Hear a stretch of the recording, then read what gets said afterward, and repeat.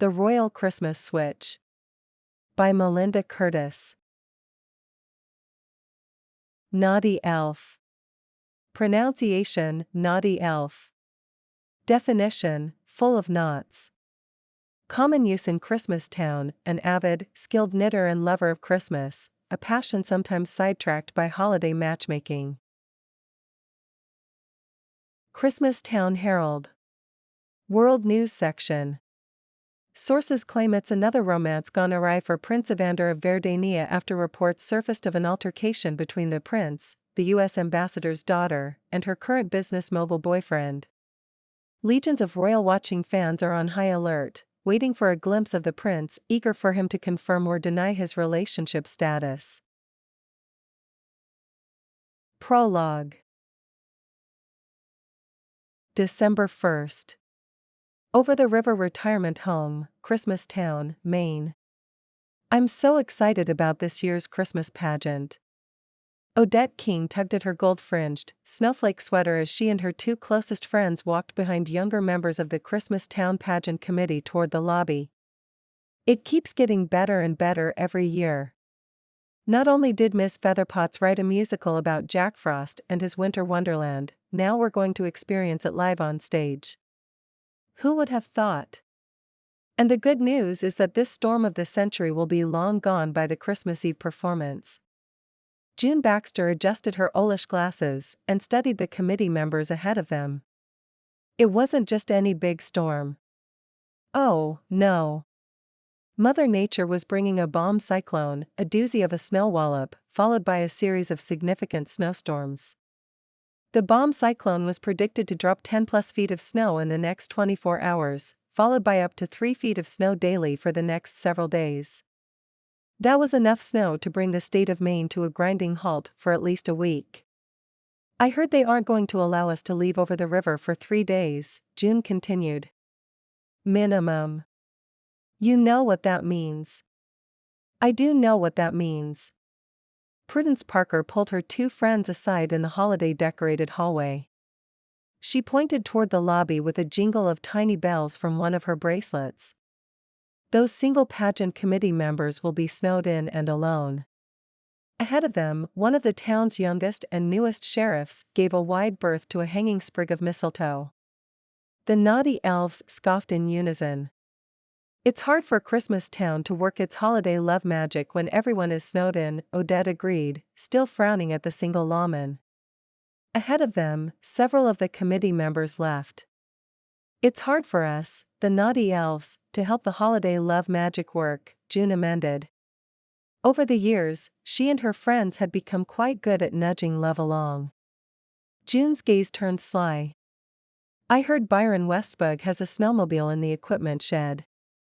Whoever has the key won't be shut in. More committee members left until only Mercy Montgomery remained, bundled up against the cold like a gingerbread house, seams sealed closed with thick icing, interior safe from the icy chill. I haven't been on a snowmobile in decades and… Hold on. Prue pointed toward two black SUVs that pulled in front of the lobby entrance. Who's that? The trio peered through the lobby windows and the thickly falling snow toward the vehicles. The windows had a dark tint such that they could only see hints of shadows inside. Government agents? Prue guessed, with complete seriousness. Santa and his elves? Odette guessed, with complete hopefulness. No, June drew the word out as she spotted a handsome, sophisticated-looking man pop out of the lead SUV. That, my friends, is our last chance to nudge Christmastown's holiday love magic along until after these storms pass. The naughty elves linked arms and hurried forward. Chapter 1. Just a few minutes prior, Mercy Montgomery had a long list of impossible tasks to accomplish and less time than needed to get things done before she reopened the Hollyberry Inn. This is why Santa needs a workshop full of elves. Mercy followed her other Christmastown pageant committee volunteers down the hallway of the retirement home. She admired the door decorations as she passed, a wreath with glittery gold ribbon and 8 hand-stitched reindeer, a cluster of bells attached to a sprig of pine, a large, blinking snowflake.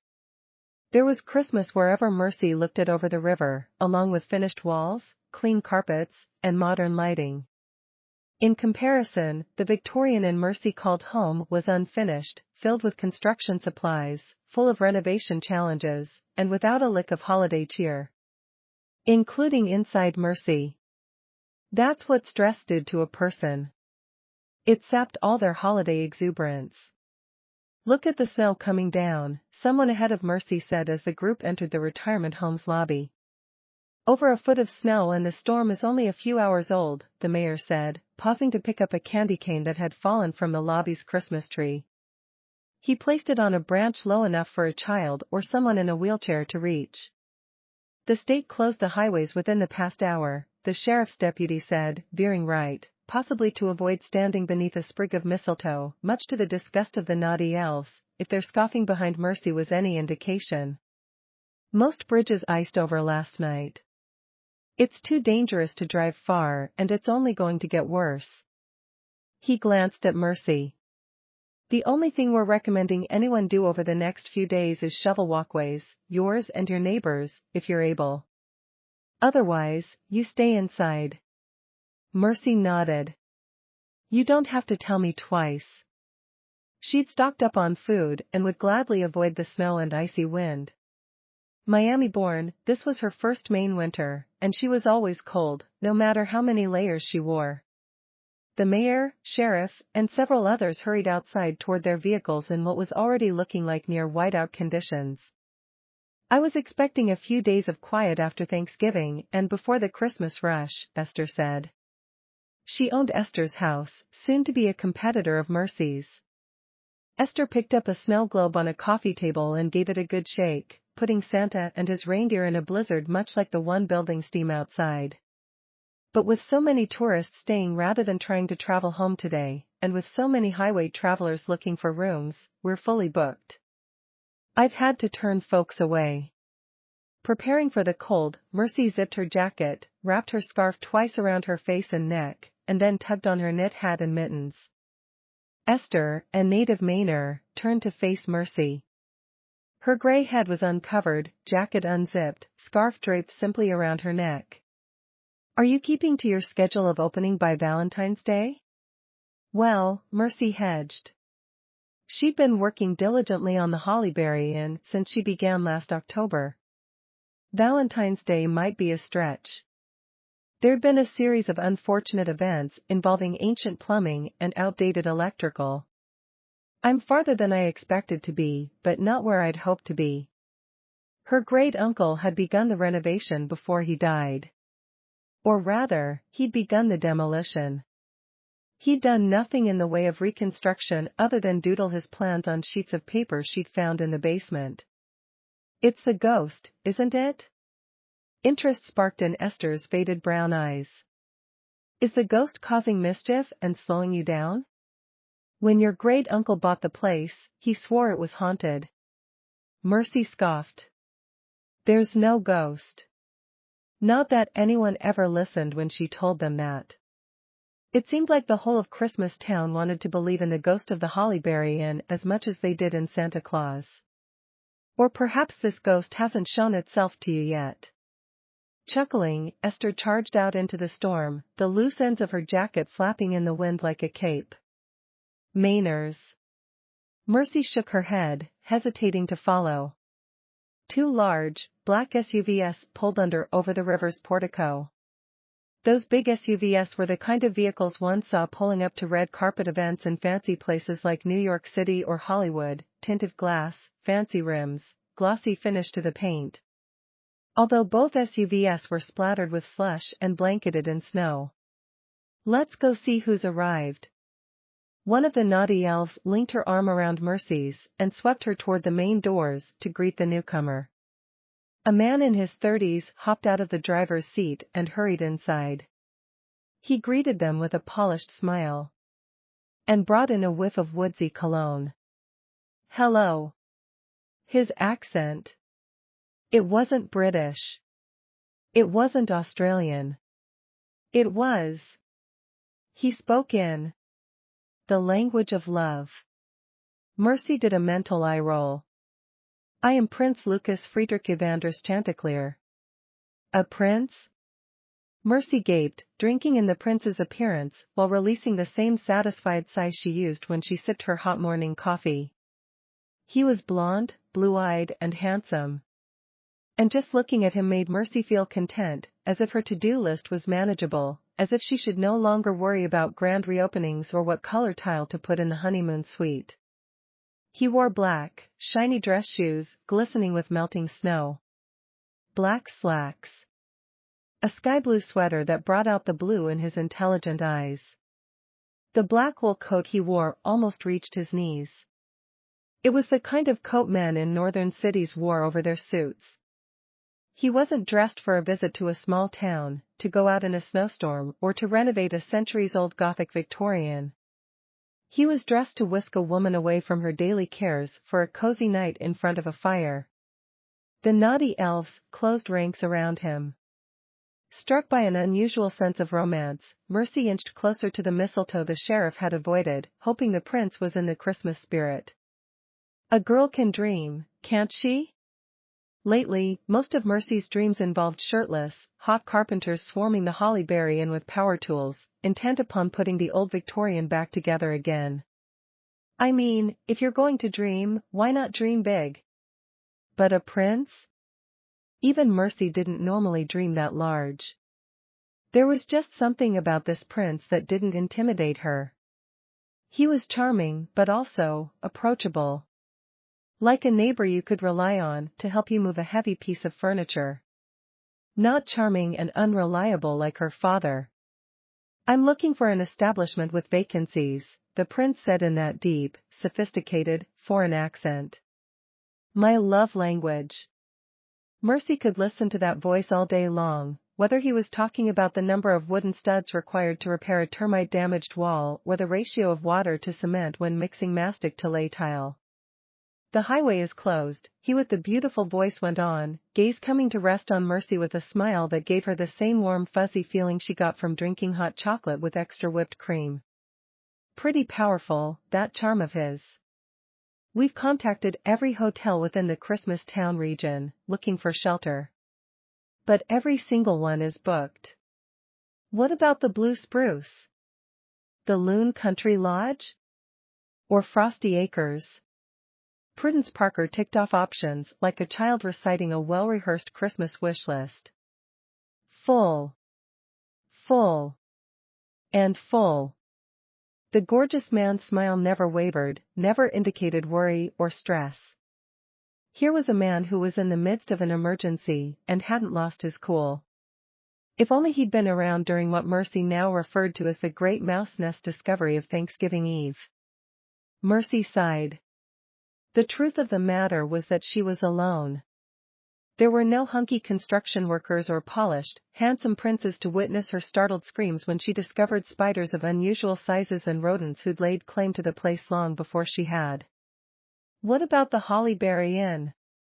Odette slid her arm around Mercy's waist with a soft tinkling of bells that rang Mercy's internal alarm. Mercy, didn't you tell us earlier that you had bedrooms finished? Those foreign, beautiful blue eyes turned toward Mercy once more. But this time, Mercy didn't feel entranced. She felt trapped, exposed as a fraud despite hiding beneath layers of red and green, knitted scarf. Finished is such a strong term. I have walls up, floors repaired, and doors on. But the beds haven't been assembled, Anne. We'll take it, the prince said in a commanding voice, one that lacked even an ounce of charm. There are 6 of us. 5 men and a woman. Mercy's mouth went dry. She wasn't ready for guests, not by any stretch. And royals? They'd have expectations. And in order to fulfill them, she couldn't keep to her construction schedule. Mercy has enough room to take you all in, June reassured him, pinning Mercy with a stern stare from behind those owlish glasses of hers, as if she knew Mercy wanted to refuse. Our Mercy's got a big heart, Prudence added, moving in to give Mercy a side hug. And the Holly Berry Inn is full of character. That may have been true, but it was also full of building materials, power tools, and an oil furnace she couldn't afford to use above the lowest setting to keep the pipes from freezing. All eyes were on Mercy now, waiting for her to say something. She shrugged deeper into her layers, putting up her guard against royal charm as she reluctantly accepted the inevitable, supposing income would counter inconvenience. "Will 2 unfinished rooms and a bunk room do?" He nodded briskly. "That will suffice." "Respectfully, you don't know what you're getting into, royal hot stuff." "I don't have a kitchen," Mercy admitted. "The cabinets weren't due in until closer to Christmas. We can make do as long as we have a roof over our heads." The prince was pragmatic. He had an answer for all her attempts to put him off. "We will, of course, want discretion. Please don't advertise our presence." The naughty elves held up their hands as if taking an oath. Odette grabbed one of Mercy's hands and raised it as well. "Welcome to the Hollyberry Inn," Mercy said as if the inn was finished and up to royal standards. There was no turning back now. She decided then and there to proceed as if the renovations were done. Who knows? They might even give her a good review upon checkout. Mercy made a little curtsy. A bad one if his royal raised eyebrows were any indication. "Don't mind the ghost," Odette added. The prince's blue eyes widened. "They're joking about the ghost." "Mostly." The Victorian had a habit of making noises that Mercy ignored. She gestured toward the door and the thickening snowstorm. "Follow me." "You went inside an old folks' home and told them you were me?" "The prince?" "Yes, I did," Lucas Chanticleer told his cousin, Prince Evander, the real heir to the throne. Lucas drove slowly through the streets of Christmas Town, Maine, following innkeeper Mercy to the Hollyberry Inn. It had been hard to tell much about Mercy. She'd been wrapped in so many layers that only her green eyes were visible, which was why his fascination with her made no sense. From the rear passenger seat, Evan scoffed. "You're supposed to be my double for speeches and appearances, cousin, not for being stranded in a snowstorm." Evan had been in a sour mood since they'd left Verdania, ordered by the king to lay low after another one of Evan's scrapes. The prince could find trouble on a sunny afternoon in a deserted dog park. To avoid more bad press, they'd been sent on a secret diplomatic mission to a backwoods corner of Maine. And as luck would have it, bad luck, that is, they'd arrived in time to be waylaid by what locals were calling the storm of the century. "I chose the shock and awe of a royal title since I doubted you'd want to beg for shelter at the retirement home." Lucas bit back a smile at the image, making the slow turn to follow Mercy along a narrow driveway behind a foreboding, Gothic Victorian. His SUV drifted a little in the snow before his tires found purchase. A glance in the rearview mirror showed the second SUV behind him, containing their chef and bodyguard, did the same. "We're lucky we have shelter." From the rear passenger seat, Evander's sister Princess Seraphina scoffed. "Of all the charming Victorians we passed in town, this can't be where we're staying. It's rather foreboding." "I think this is it."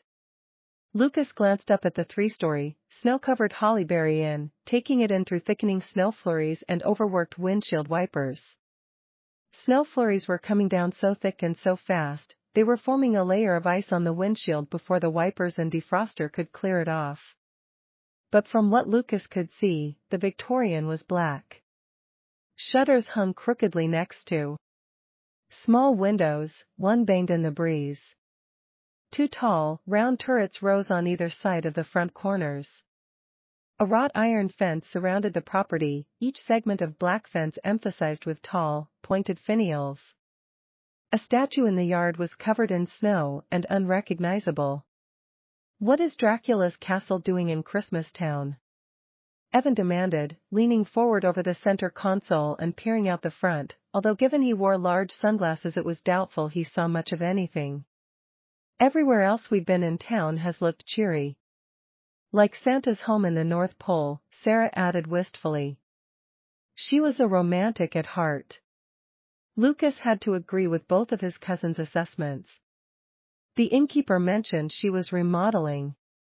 And even though he hadn't seen her face beneath all that knit wrapping, her large green eyes spoke volumes. Those eyes said she had secrets. Those eyes said she wanted privacy. Those eyes said what she hadn't been able to say under pressure from her peers: I don't want you in my home. Little did Mercy know that being the nephew of the King of Verdania meant that most people didn't want Lucas. As seventh in line to the throne, Lucas was used to being unwanted and overlooked. That's why he hid behind a thick layer of charm, to feel a part of things. It was only when he accompanied the heir to the throne that Lucas was seen as having value. He and Evan were similar enough in looks to fool most people. That qualified Lucas to stand in for the prince on occasion. On more than one occasion. Frankly, it was beginning to be on too many occasions, given Evan's severe stage fright. But Lucas couldn't argue. Standing in for his cousin was his duty. The only one, it turned out. This and isn't that ominous? That was Sarah, trying to make the best of things. The snow brightens the shadows. It's the perfect place to stay before our diplomatic meeting with Mateo Santander. Discreet. Private. The last thing we need is the press to find out where we are. You mean where I am, Evan grumbled. It's your fault we're here, Sarah reminded him gently. Where would you rather be? Making speeches at Christmas markets filled with tourists? Presiding over Christmas tree lighting? Ceremonies in small Verdinian hamlets? Saluting the changing of the guard at the palace? Dedicating the opening of a veteran center I raised money for, Evan grumbled, staring out his window. But I can't be there because I'm assumed to be involved in a love triangle with the U.S. ambassador's daughter, which I'm not. I said I believed you, Sarah tried to soothe her brother. But father doesn't. Evan's voice was sharp with disappointment. Neither does the press. There's speculation that I fought for, and won back, my one true love. And now, I've spirited Claudia away for a secret romantic reunion to prove myself worthy of her love. You are worthy, Lucas said with conviction, glancing at his cousin in the rearview mirror. No proving necessary. Evan touched his temple near his glorious black eye and then the stitches running through the arch of one eyebrow, the result of that misunderstanding between the ambassador's daughter and her boyfriend. As if love would ever be worth this kind of trouble. You could tell your side of the story at any time, Sarah pointed out. That earned her a frustrated grumble from Evan. You mean, Lucas would be telling my side of the story? He resented his social phobia, but he couldn't seem to master it. There's plenty of time to plan our next PR move, Lucas said, playing peacemaker. The narrow lane opened into what he presumed was a snow-covered parking lot. It was flat and level. For now, we need to pretend I'm the prince vacationing in eastern Maine for the Christmas holiday with his entourage. We need to be merry.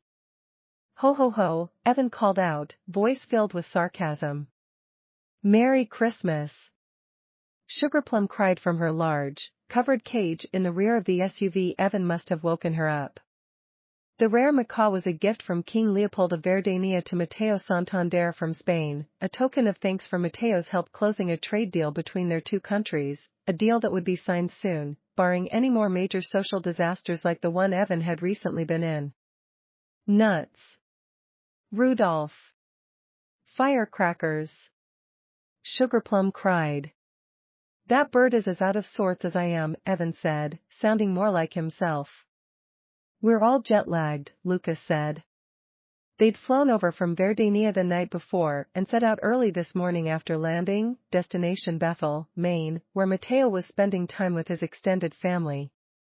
The bundled-up woman who was their hostess got out of her little red SUV and directed them where to park. And then she made her way toward the back entrance, moving carefully up a flight of snow-covered stairs to a door. Shouldn't you have parked closer to the entrance? Evan wiped at the fogged-up window, peering out. It'll be easier for the bellboy and parking valet. This establishment has neither. Lucas hadn't told his royal family that their lodging would be less than 5-star. Unfortunately, he hadn't imagined how many fewer stars they were getting until he'd pulled up to the dark old house. It had an air of doom and gloom to it. "It doesn't look like it has room service either," Evan muttered. "We should have stayed in Boston, where there is much more chance of being photographed." Lucas felt the need to point out the obvious. "We've been lucky that you and your black eye have escaped notice so far." "Yes. Let's count our blessings." Sarah gathered her things. "We have somewhere to stay. Think of this like an adventure." "An adventure?" "Just like all those American horror movies set in creepy old towns and rundown motels." Evan heaved a sigh. "Promise me you won't send me to the basement alone when the power goes out." "That's the spirit," Lucas said, reminded of the elderly woman's reference to a ghost. He got out of the SUV and was immediately battered by a torrent of large, stinging snowflakes and a strong, icy wind.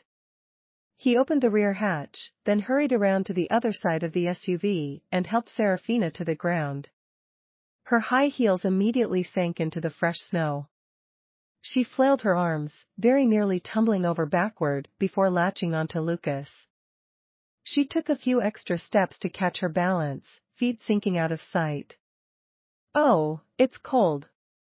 She turned and slogged toward the steps where their hostess had disappeared. "Evan, bring Sugarplum." "Let it snow. Let it snow." Sugarplum flapped her wings unhappily in her covered cage.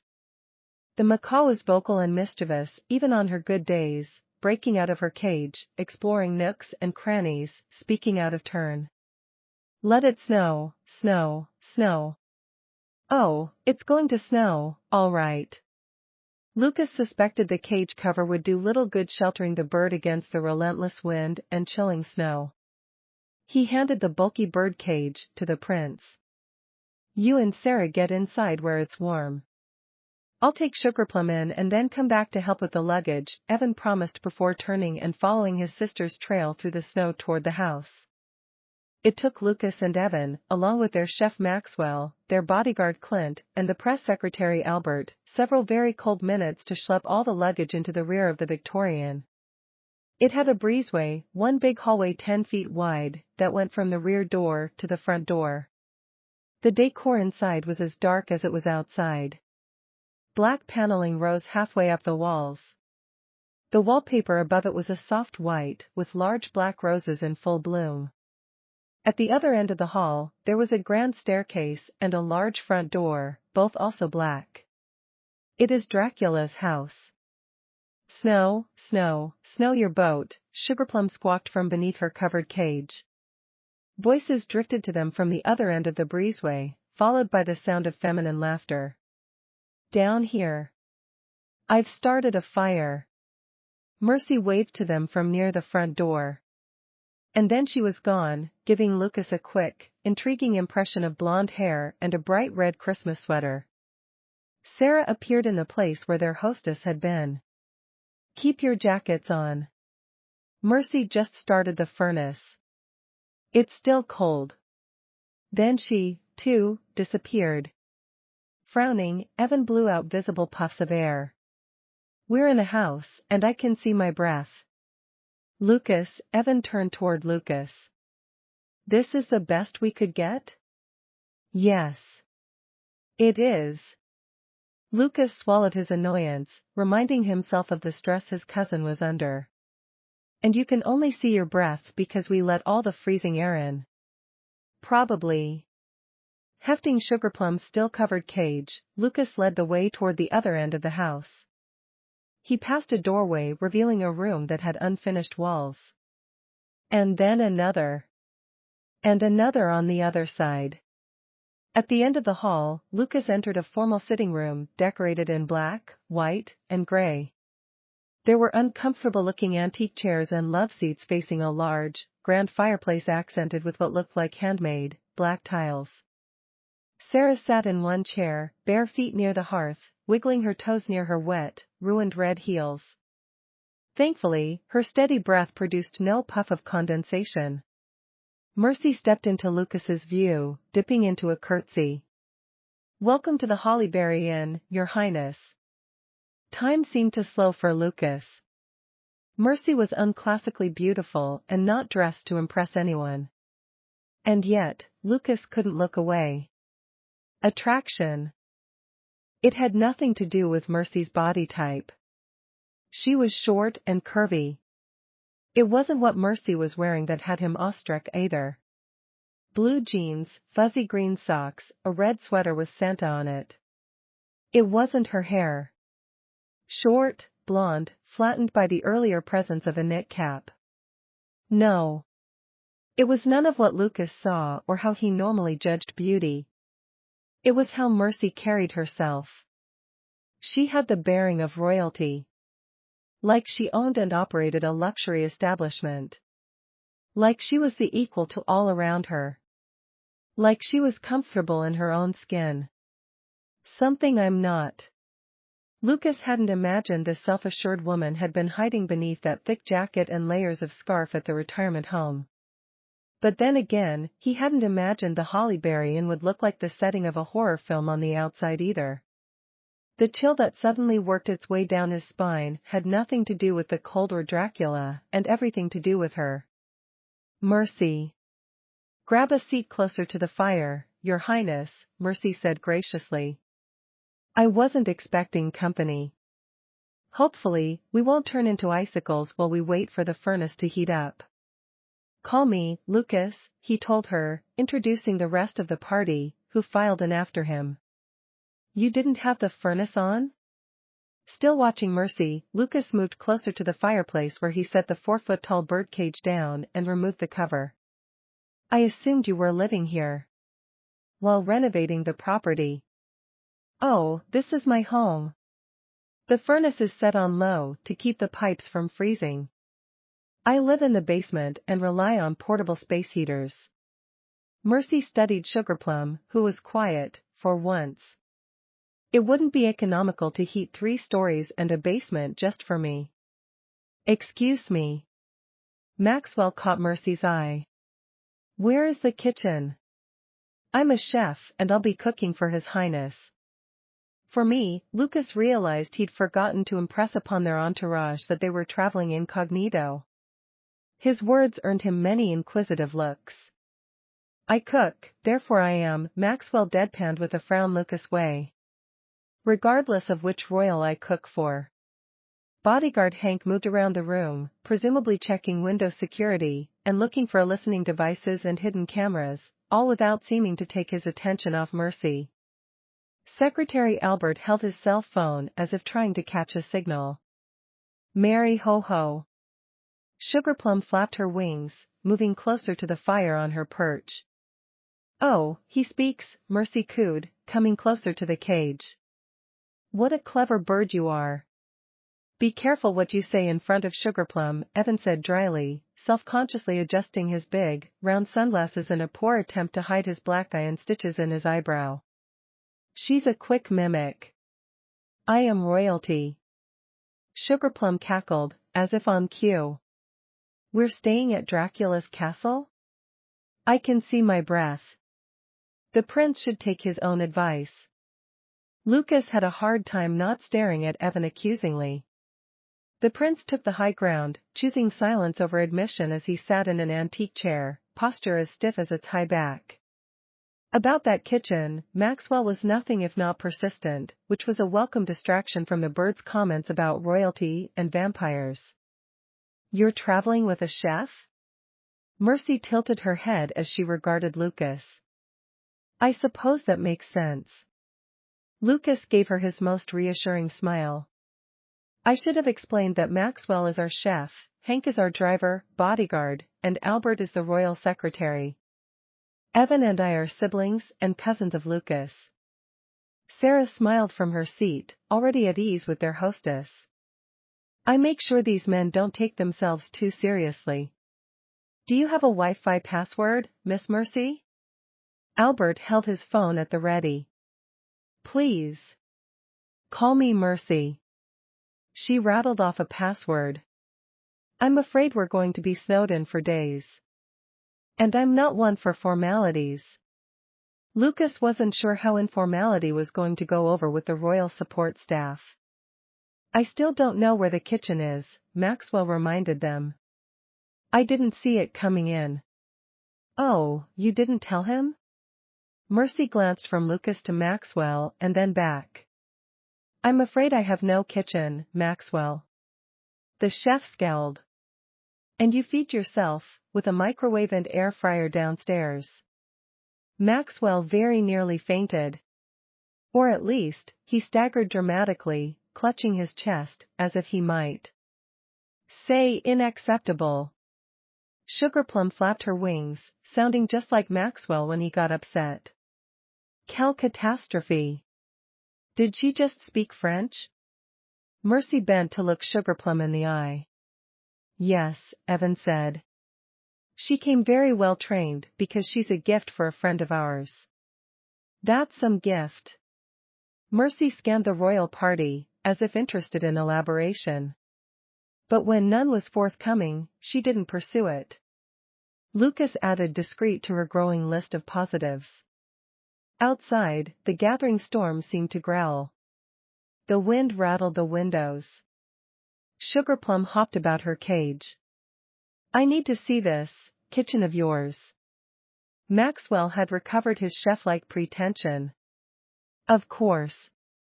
Mercy wasn't fazed by the chef's high and mighty attitude. But considering we're snowed in, you might want to order pizza tonight.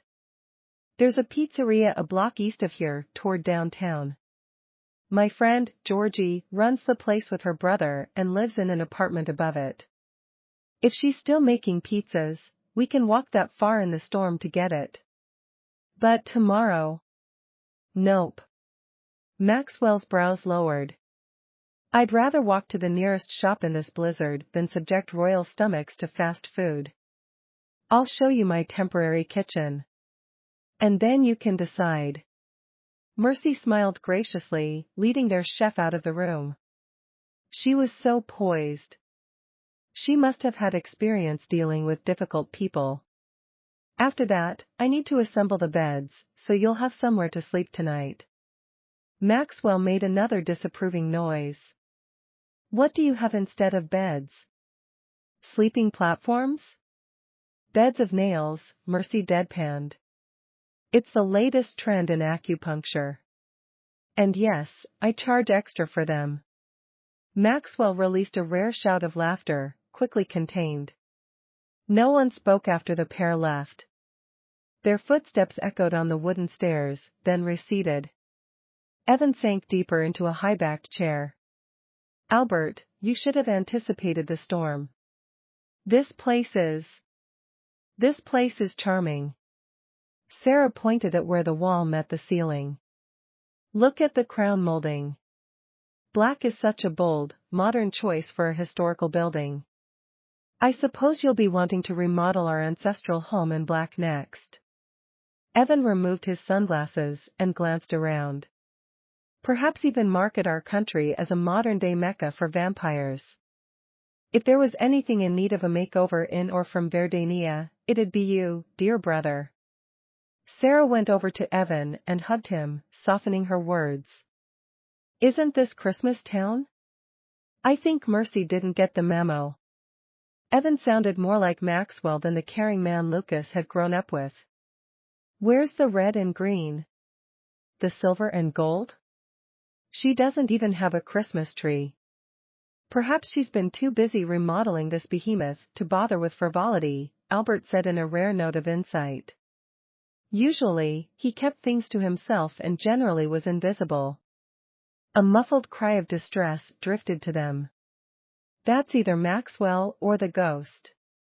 Lucas decided it was their chef and rushed toward the stairs, concerned for both Maxwell and Mercy. This place is haunted? Sarah asked, sounding more curious than shocked. I hope the Hollyberry Inn doesn't charge extra for apparitions, Evan called after Lucas.